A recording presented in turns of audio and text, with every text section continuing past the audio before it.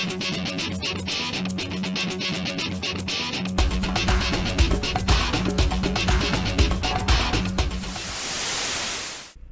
76ers, this is the Trash Panda, and in today's Dumpster Dive, I wanted to address something that I've seen going around the forums that either seems to be fed by ignorance or a trader's desire to profit off newer players. The bottom line up front is that the legendary weapon effect for 50% increased limb damage is not a desirable trait that you should seek out on your weapons, even if your purpose is to cripple the enemy.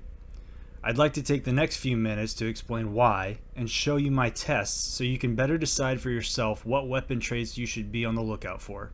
So without further ado, let's get into it. In Fallout 76, there are 3 legendary effects that can come on your weapons and armor. Each legendary effect has a set number of possibilities that it can be. In the case of ranged weapons, the first legendary effect will include things like anti-armor, bloodied, and quad. The second effect will be things like explosive, 50% increased crit damage, and 25% faster fire rate. And the third effect can be things like 90% reduced weight, 15% faster reload, and 25% reduced AP cost. There is no crossover with these effects, so your third legendary effect, or your third star, as you will commonly hear it called, will never be anything that comes from the second star's or the first star's pools of possibilities. What we're talking about today is the legendary effect that comes from the second star's pool, and it's called the Crippling effect. Now the description for this effect says that the weapon does plus 50% increased limb damage. A common misconception based on this phrasing is that this effect causes you to do 50% more damage to the enemy if you're hitting them in one of their limbs. This is incorrect. The best way to describe what is actually happening here is to show you in VATS. When you target something in VATS, you will see a health bar above the focused area. This health bar is actually not a health bar, but a limb condition bar. When this condition bar is depleted by you doing damage to that limb specifically, then that limb will become crippled. Having an enemy's limbs crippled is often a desirable outcome. You can immobilize enemies like Mirelurk Queens if you cripple their legs. You can disable a Protectron's ranged weapons if you cripple their arms. You can force the Scorch Beast Queen to the ground by crippling its wings. And yes, you can also knock out those pesky challenges that have you crippling enemies' heads so they look like Rocky Balboa after 15 rounds with Apollo Creed.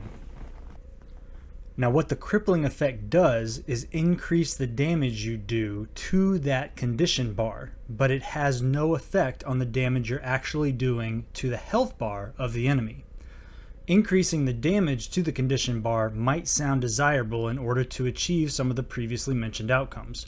However, there are much better ways to achieve this through the use of your special. The perk cards of use to us in order to achieve the crippling effect are Basher in the Strength category, Modern Renegade and Enforcer in the Agility category, and One Gun Army and Tormentor in the Luck category. Each one of these focuses on different weapon types so you can apply them in accordance with the weapon you're using. But here's the reason that these options are so much better than the crippling effect on a weapon. Each one of these cards has an instant chance to cripple the enemy.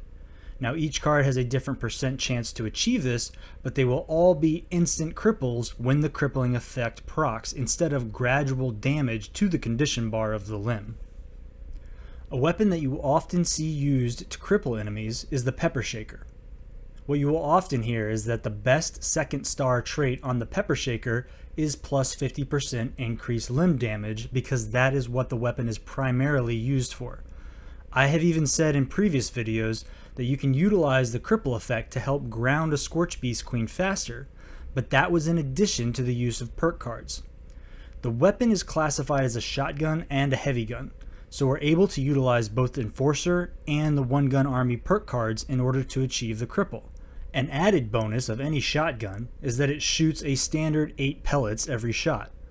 The Crippling perk card will apply to every single pellet and has the same chance to cripple regardless of the damage done. So if I'm using a Pepper Shaker and I have the absolute bare minimum cripple percent from my perk tree, then that would be a One Gun Army perk card at 1 star. This would give me a 4% chance to cripple the limb, but that is per pellet. If I have all 8 pellets hitting the target, then my percent chance to cripple the limb is now 27.86% with only the first shot. After the second shot, my chance of crippling the limb increases to 47.96%, and after the third shot, my chance of crippling the limb is 62.46%. Keep in mind that this is the bare minimum help that I can get to cripple the limb from my perk cards. If I increase One Gun Army to a 3-star card, then that is a 12% chance to cripple per pellet, which is a 64% chance if all pellets hit. After the second shot, 87%, and the third shot, 95%. By now I think you see where I'm going with this. You can look at the numbers if I replace One Gun Army with Enforcer, and then the numbers if I slot both cards at level 3. That 100% is technically 99.998%, but at this point, who cares? The chance that you don't cripple the limb is about the same chance that you find a Q5025 Railway and a tattered field jacket from the same event. Now, some may argue that all pellets are not going to hit the target. This may be true, but you should still be hitting with a significant number of pellets so that it doesn't make much of a difference. And if you are VATSing the target, then a hit on the target will have all 8 pellets impact. Some may also argue that if you have the 50% limb damage on your gun, then you don't need to run any perk cards. Well, this is where I did some testing. I went full health with no perk cards that would increase my damage in an effort to not kill the enemy before the limb was crippled. The only exception was concentrated fire at 1 star so I could target the limb in VATS.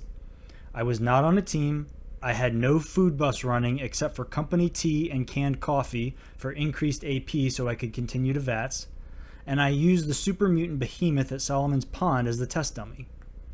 I tested the 50 limb damage modifier on an alien blaster, a handmade, a railway rifle, a combat shotgun, a Tesla rifle, and a pepper shaker.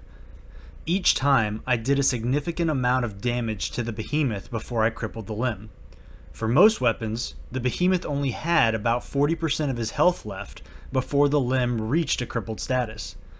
The worst one was the alien blaster, and that didn't even cripple the limb. The behemoth died before that happened, and I had the same result after multiple tests. Here you can see the amount of health that the behemoth had left when I finally crippled the limb for each weapon system. But as soon as I put in the appropriate perk cards, the limb was instantly crippled. So what is the purpose of the plus 50% limb damage effect if it works as slowly as it does? It doesn't do extra damage to the enemy's health, and you can easily cripple the limb with the appropriate perk card. Answer: there is none. If you don't have the room in your special for a perk card that cripples the enemy, then you should not have the goal of crippling the enemy. You will be much better off with a second legendary effect like faster fire rate, explosive, or 50% increased crit damage rather than wasting your time with plus 50% limb damage. I even took and tested the quad faster fire rate pepper shaker against the quad plus 50% limb damage pepper shaker, and here's the side-by-side comparison. The quad faster fire rate pepper shaker crippled the behemoth within 2 seconds of the quad plus 50 limb damage pepper shaker, but look at the health bars. The faster fire rate pepper shaker did about 25% more damage in the same amount of time. The choice is obvious. Well, that's all we have time for today. Thanks for tuning in, and I hope this helped you better understand what legendary effects to look out for in the Wasteland. A special thanks to the Angry Pleb and Post the Most for helping me gather up some of these weapons for testing. Make sure you like and subscribe, and until our next dumpster dive, this is the Trash Panda, signing off.